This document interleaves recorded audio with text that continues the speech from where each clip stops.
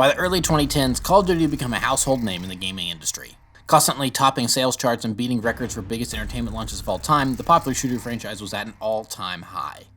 With a new title out every year, Call of Duty was one of the few games that could be relied on to release a quality product year after year. However, as game development became more and more complicated with the releases of new consoles that could demand more from both the graphics and game design, a 2-year development cycle just wasn't going to cut it anymore. While developers Infinity Ward and Treyarch had ping-ponged back and forth with releases going all the way back to Call of Duty 3 in 2006, it was eventually decided that a third main developer was needed to help keep the Call of Duty machine running at full steam. That developer was Sledgehammer Games. Founded in 2009 by Michael Condrey and Glenn Schofield, formerly of now-defunct EA developer Visual Games, Sledgehammer was originally contracted by Activision to make a third-person Call of Duty game. However, when Infinity Ward staff began dropping like flies following the departure of Jason West and Vince Zampella in early 2010, they shifted their focus to assist with what was left of the Modern Warfare team and Raven Software to wrap up the Modern Warfare trilogy. Once Modern Warfare 3 came and went and Infinity Ward moved to pick up the pieces of what remained of their studio, Sledgehammer moved on to their next project. Seemingly impressed by their work on Modern Warfare 3, Activision gave Sledgehammer the reins to work on a game all on their own, kicking off a pattern of 3-year development cycles for the CoD developers. With new hardware in the form of the PS4 and Xbox One to tinker with, the team moved forward with their concept for the next generation of Call of Duty games. While Treyarch had dipped their toes into the future of Black Ops 2, Sledgehammer went all in on their vision for what they considered to be advanced warfare.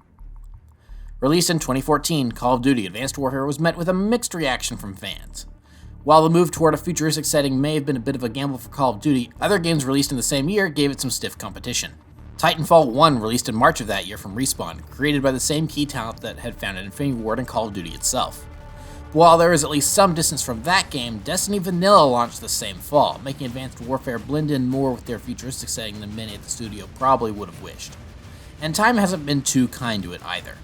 In the years since, the game is more known for kicking off a 3-year stint of advanced movement in futuristic settings that many Call of Duty players quickly grew tired of. But while the advanced era for CoD in this game is often looked down on, I never hear too much spoken about the campaign. No one really has too much bad to say against it, but they don't have much good to say either. Well, with Sledgehammer being the lead devs of the all-new Modern Warfare 3 and having never played any of their campaigns, I decided to take a look into their previous library of work to see if the new Modern Warfare franchise is in safe hands away from the revived Infinity Ward. It's going to be a wild ride of ups and downs, so let's strap in as we experience Advanced Warfare.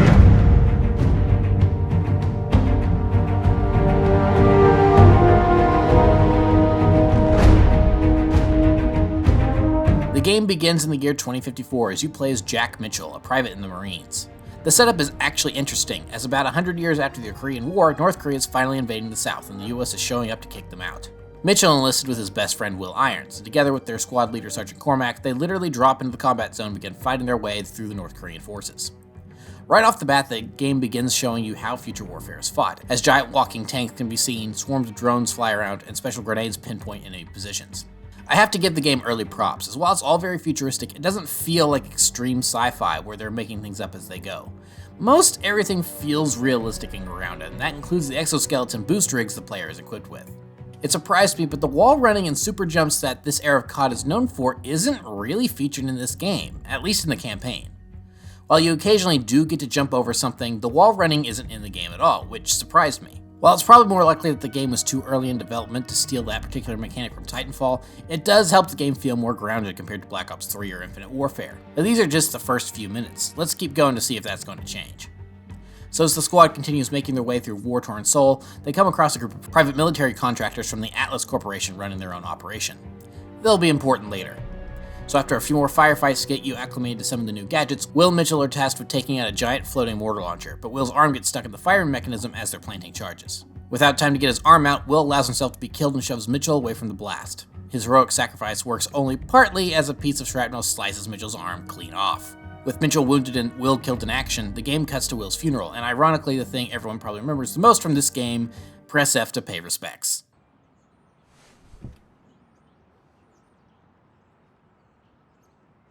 I'll bring that up again later. So after saying goodbye to Will, Mitchell is approached by Will's father, Johnathan Irons. If you ever need Excuse me, Private Mitchell. I'm Johnathan Irons. I'm Will's father. Mr. Irons, I'm sorry for your loss, sir. And now it's time to address the elephant in the room. Kevin Spacey plays Johnathan, which is more than a little awkward nowadays. Thankfully, though, he plays the bad guy, and the game doesn't really bother hiding that fact from you, so it actually really ages well in regard to his casting, strangely enough. So, moving on, Jonathan's the CEO of Atlas, and frustrated by his son's death, he offers Mitchell the opportunity to really make a difference. He accepts, and the game cuts to some time later. Mitchell now has a fancy prosthetic arm and is assisting Atlas in saving the president from kidnapping at Camp David. Fighting their way through the waves of terrorists, Mitchell and Atlas manage to get the president to an escape vehicle, but Mitchell's arm malfunctions and allows the terrorists to kill the president. Sloppy, Mitchell. You're a dead man. Reset! No excuse for equipment failure. Thankfully, the whole thing was a training exercise, and Irons arrives to give Mitchell a personal tour of the Atlas facility. It's here that we oddly get some of our beginning of the game tutorials, such as how to shoot and equip grenades. Seems like it would have been better to put this before the Korean invasion mission, as a wrong button pressed during combat with your equipment and the grenades are doing things you don't quite understand. For instance, instead of being able to equip different grenades, you just have a tactical and a lethal, and can swap between different firing options on one catch-all grenade. While it's a neat idea, that's something that could have been better explained earlier instead of an hour into the game when I've already been using them left and right. But with these new skills learned, Mitchell is able to go back to the simulation and beat it this time, making him combat ready. Soon afterward, real terrorists strike in Nigeria and kidnap the Prime Minister. Atlas is sent in to stop them with all the fancy tools at their disposal. And I'll admit, at this point in the campaign, I wasn't really seeing what was so advanced about it. Still expecting lots of wall running at this point, I more or less defaulted and was playing this mission like any other typical boots on the ground type mission, and ignored my variety of fancy gadgets for the most part. Although it doesn't help that some of these are a one-time use type thing, so if you misclick trying to do something else, you don't get it back for the rest of the mission, which is really lame. Now, there is a mechanic whereby completing challenges during the campaign you can unlock upgrades to your exo, such as extra grenades, better health, and more uses of these fancy gadgets. However, at this part in the campaign, you probably don't have that unlocked yet. Plus, the level design doesn't offer many incentives or clear opportunities to use those gadgets anyway, at least early on. While the splatter grenades are always helpful, I didn't see much use for my fancy shield much in this mission, and more or less just used it because I suddenly remembered that I had it, so a walloping I went. Now, another thing with this game is that there's plenty of quick time events. Usually I don't mind them, but if they're too sensitive or not clear what you're supposed to do, then they can become tedious and annoying. Case in point, this one right here. On paper, this is a cool action sequence showcasing the exosuit's strength, but in practice, it's really annoying because the timing is extremely sensitive.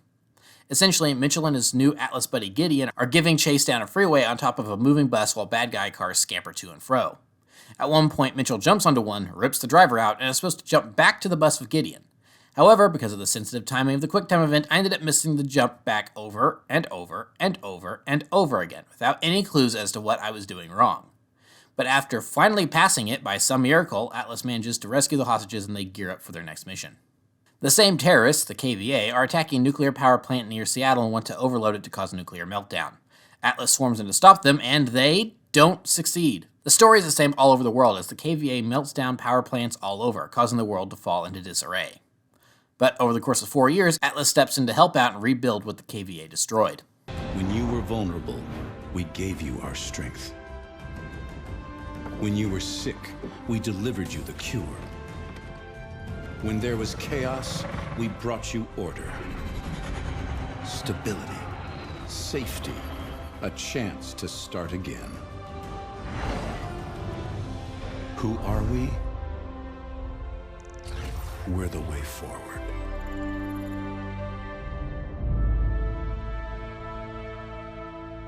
And so, for 4 years, Mitchell and Gideon have been assisting in this way forward. And how are things going? They're not great, which is fitting because this mission isn't great either. The leader of the KVA, named Hades, which is hilariously unoriginal, is understandably public enemy number 1. While Atlas hasn't been able to locate him, they have found his right-hand man in Detroit. So it's up to Mitchell and Gideon to bring him in, and it's here I want to mention the presentation issues the game has. Unlike Ghosts the year prior, Advanced Warfare actually has a decent story and some strong performances that make me want to enjoy the game. However, it constantly trips over itself on how it tells that story, and this mission is a prime example. Sync to me. Keep it on autopilot. There are several moments throughout the game where it can't decide on when and where the player should take control. Some story beats can be elevated by being a playable section, but others can serve better strictly as cutscenes. Advanced Warfare can't really decide when gameplay should be prioritized and when cutscenes should be put in. While a general rule in games should be gameplay first, if you have a segment that's boring to play, then maybe scrap it and move those resources elsewhere. For instance, here in Detroit, the game is showcasing how misleading the Atlas propaganda video is. It says they're helping, but now people are living in camps under military restrictions. That's good that they want to showcase that, but it's not done well in this gameplay section, as the first few minutes of it are strictly following getting around a narrow path feeding you from point A to B. And once you get on the hover bikes, you can put the controller down as the game leads you everywhere anyway. Now, games have done this before, and it hasn't been awful, but that's because they've had characters talking with one another and interacting. Here we get generic soldier speak about mission objectives that don't really help flesh out the world or the characters. And to make matters worse, our player character Mitchell doesn't speak at all outside of cutscenes. Sledgehammer hired Troy Baker to play Mitchell, who was becoming a big name in the gaming industry at this time, since he had just played Joel in The Last of Us the year prior. In the years following the game's release, the industry would almost become oversaturated with Troy Baker, as he was pretty much in every big game there for a bit. So while he does speak in cutscenes, that's not enough to make up for his silence during gameplay, as several moments end up falling flat or feeling weird because of the lack of conversation. And no moment is a more perfect example of this than press F to pay respects. Whether consciously or not, I think this is why everyone immediately reacted with absurdity to this QuickTime event. A moment like this in the story should never have been left to gameplay, if you even want to call it that, and instead been showcased in a cutscene. While Treyarch had 2 games under their belts already with fully voiced protagonists, I think Sledgehammer could have gotten away with a silent protagonist in gameplay if they just figured out how to tell the story better. Because the cutscenes we do get are actually pretty good when they're not focusing too much on stuffing exposition down our throat. It especially would have helped this mission here, where the first few minutes are basically a digital on-rails theme park ride. And even when it does finally start, it's a lot of slinking around deserted hallways and not much else. Ironically, while there are a couple important story beats here, like capturing the KVA's top lieutenant and teasing a mysterious third faction that'll show up later, the level design feels like filler in Sledgehammer's attempt at checking an all-gillied-up box. But because the intent here feels almost half-hearted, these moments of homage come off as random instead of intentional. Stealth mechanics are not introduced in this mission, making staying out of sight unnecessary, and instead the new mechanic introduced in this level is pushing a box. Yep. But at this point, it's thankfully all uphill from here, as the gameplay and presentation actually does get a little better moving forward. Using intel from the KVA lieutenant, Atlas now knows that Hades is in Greece, so they head in to stop him. Now, while I did just say that things improve overall from here, there is one downside, and that's the character Ilona. Ilona is hands down in the top 3 worst video game performances I've ever seen, being right up there with Bella Thorne in Ratchet & Clank 2016. We're at the defense cannon, but it looks like the system's on lockdown. We need to get this thing online, and fast. I don't know if it was bad direction with her or her struggling with a fake Russian accent, but Ilona's delivery is extremely wooden to the point I actually said, "Oh no," out loud when I heard her speaking for the first time. That's our ticket inside. Bravo moving. But aside from bad acting, the rest of this mission is actually pretty good. As opposed to the previous mission, this one gives you lots to do. From covering the Atlas team with a drone as they make entry into a building to fighting through the streets and dodging sniper fire, this mission is a non-stop thrill ride, and I love it. Minus Ilona.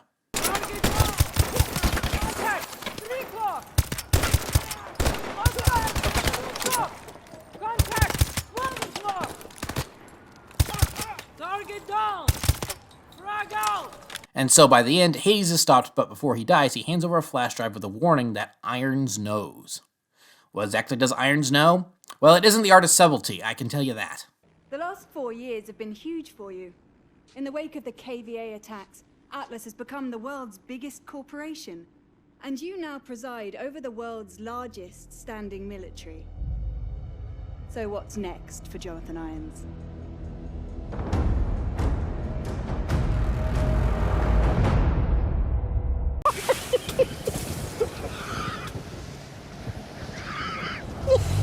Yeah, for as good a villain performance as Spacey gives in the game, I really wish they'd built him up as a nicer guy before unveiling his crazy side. Even in moments where he's supposed to be charismatic, you just know that he's going to turn evil by the end.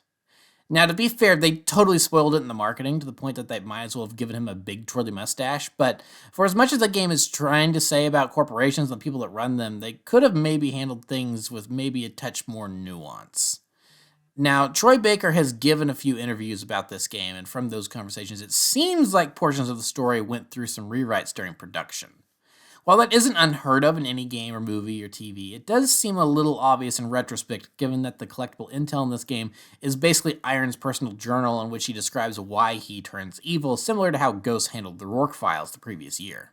In a longer experience, these audio files may have been some cool collectibles to track down to add some flavor to the world, but in a 6-hour or so long campaign, we gotta keep the pace moving. It's also funny that the speech Iron gives about how antiquated democracy is that they use in all the marketing isn't actually in the game proper. They left it in as an extra in the intel menu. Feels like that's something that maybe you should have left in, guys.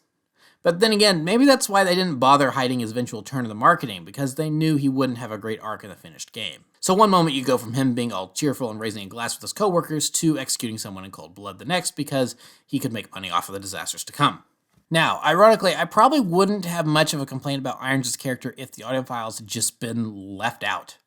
If these bits of story content hadn't been there, then I would have just assumed he was a wolf in sheep's clothing the entire time like General Shepard in Modern Warfare 2, and wouldn't have questioned much, with his occasional outburst being more a slight breaking in the facade.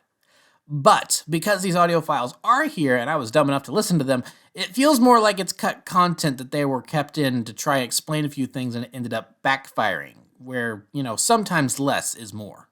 But anyway, Alona discovers that Irons knew about the KVA attacks on the power plants 4 years earlier and didn't do anything to stop them so he could step in to save everyone Syndrome style. But as she's showing Mitchell and Gideon this, Iron bursts into the room with his guards and tells them to kill Mitchell and Alona while Gideon appears to side with Irons.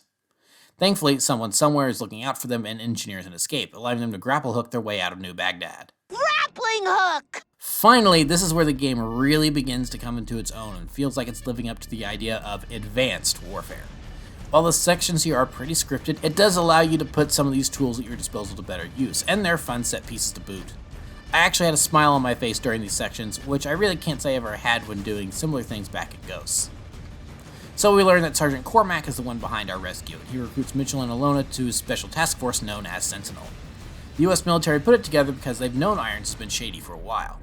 So our first mission with the group is to find out what Irons' ultimate goal is, and that requires sneaking our way into his special penthouse. The mission is actually handled pretty well, as the light stealth mechanics are just enough to keep you engaged and able to manage the guards. This is what at one point I was expecting in the Detroit mission, only for that to not actually happen. So Cormac and Mitchell manage to break in and get the intel they need, but they realize that Irons and a payload of something are actually on site. Recording a conversation between Irons and the doctor we'd managed to capture back in Detroit, the group learns that Irons has manufactured a bioweapon known as Manticore. And while they're not able to capture it, they're able to place a tracker on its plane and trace its route across the globe. When learning it'll be passing over Antarctica, the task force lies in wait for an ambush and brings the shipment down. From here, it changes hands like 3 times as Atlas and the task force fight over it. Overall, this is maybe the best designed level in the game, as the swap between the open tundra to then down in the ice caves and back outside keeps the pacing flowing at a nice clip. By the end of it, Gideon officially switches sides and says he only stuck with Irons to get more intel. Now that he has what he needs, he's all in on taking down Atlas. So after securing a sample of Manticore, Team Sentinel learns that the bioweapon can identify specific DNA strains and attack a person's nervous system. The real kicker is that the virus won't affect anyone that is registered with Atlas, as everyone has to give DNA samples, making it the perfect weapon. To learn just how much of the virus Irons has, the Sentinels head to an old factory in Bulgaria. But because it's a CoD campaign, we have to get shot down at some point, so our hovercopter gets EMP'd and we get a high-tech version of All Gillied Up. To make sure the mission doesn't feel like a complete ripoff, they do include a neat mechanic where the more you move, the faster your cloak wears off.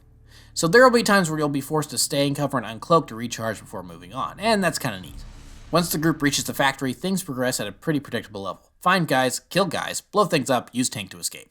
Once escaping with what they need, Iron knows the jig is up, so he plays his hand before the Sentinels can play theirs. My appearance today has been clouded by a flurry of speculation that my company is developing a weapon of mass destruction which would be capable of targeting specific ethnic groups. I want to address these allegations head on. Are we developing such a weapon? No, we are not. Because we've already developed it. But with all due respect, the United Nations is a relic from a different time when nations were unique in their ability to solve the world's problems. But that just isn't the case anymore.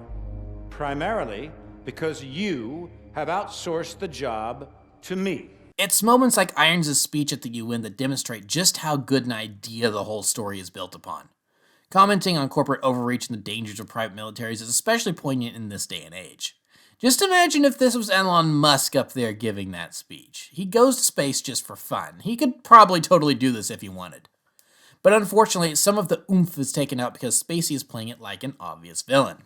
As I was discussing earlier, there's not really any subtlety or nuance to his character, and that's a real shame.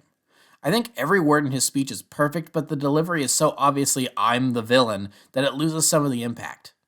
Imagine if he delivered this more sincerely, like he really thought what he was about to do was going to help the world.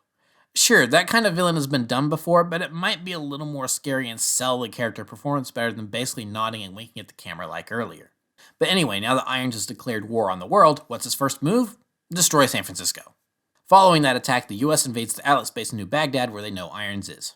After I flew my plane to the same rock like 3 times because the game is trying its darndest to keep me on a specific path, Sentinel leaks up and fights to the facility, but are stopped in their tracks when Atlas deploys Manticore, killing pretty much the entire invasion force except for Mitchell, Ilona, and Gideon, since they used to work for Atlas. The 3 are captured and reunited with Cormac, who was outside the blast radius of Manticore and survived. It's here that Irons decides to work out some of his frustrations by shooting Cormac and busting up Mitchell's arm. You're nothing like Will. And here's probably my biggest issue with the game. Thanks in part to the fact that Mitchell doesn't speak outside of cutscenes, and sometimes he doesn't even say anything in the ones he's in and just sits there, there's not really a tangible relationship between him and Irons. I'm pretty sure the intent was to make Irons a father figure to Mitchell, and vice versa, make him a surrogate son for Irons after the death of Will. Irons treats him very well in the beginning, but after a point they kind of just stop interacting and then become enemies.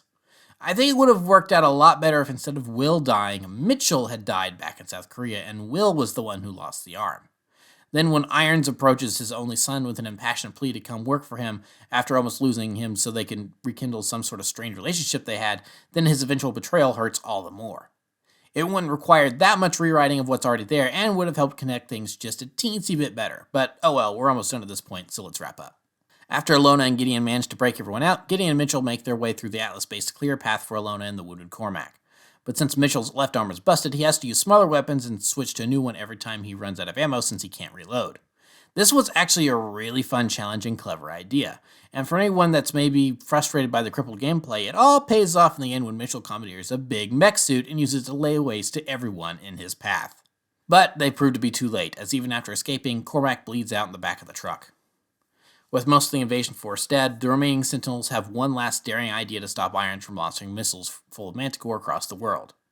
After being flown in on helicopters and mech suits, Gideon and Mitchell make their way below the missile as it is lifting off and destroy it mid-launch, stopping the bioweapon once and for all. Honestly, for all the faults this game has, when it wants to, it can be really, really awesome. But now that the missile's been stopped, the second attack can commence with a fresh invasion force.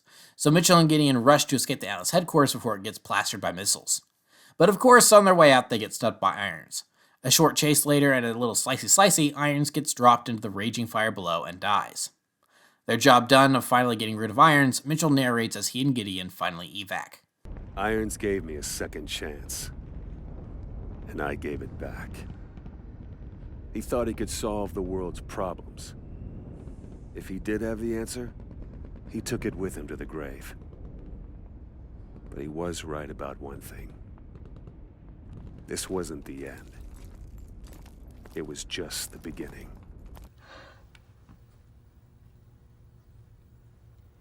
And well, not to beat around the bush, but here's yet another CoD campaign that teases a sequel that'll never happen, as Sledgehammer moved away from the futuristic setting after this game. While I certainly wouldn't call the campaign to Advanced Warfare bad by any stretch, it's not really great either. Enough about the ideas behind the story and gameplay works that I don't regret my time with it, but it's clear that Sledgehammer still had a lot to learn, as the rough patches in the storytelling and presentation are pretty obvious. But for a true first effort on their own, I suppose it could have been a lot worse. It was certainly interesting to dive back into the beginning of an era that's now long past us. I suppose if Advanced Movement hadn't been beaten in the ground so quickly, I wouldn't really mind seeing one of these games once every 3 years or so. As opposed to Ghosts, I would not immediately scoff at the idea of an Advanced Warfare 2, but given that it's almost been 10 years since the game was released, that seems highly unlikely now. So while it isn't perfect, Sledgehammer's first solo outing was a decent enough showing, seeming to prove to Activision that they are capable of handling themselves. However, from here on out, it seems there's not really anywhere else to go but down.